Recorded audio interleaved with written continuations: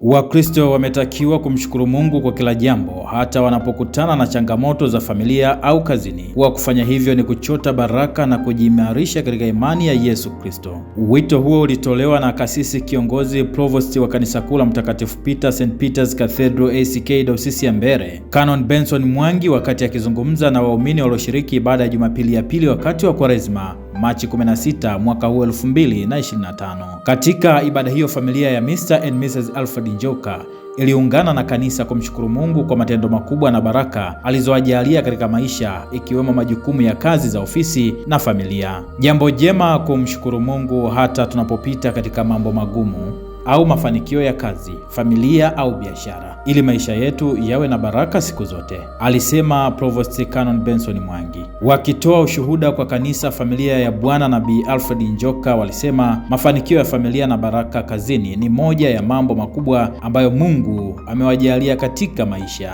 Katika kanisa la Mtakatifu Peter St. Peter's Cathedral, Jumapili ya pili wakati wa Kwaresma Machi 16 mwaka 2025 zilifanyika ibada mbili, ya kwanza ikiwa na lugha ya Kiingereza English service iliyoongozwa na Reverend Evelyn Wambui.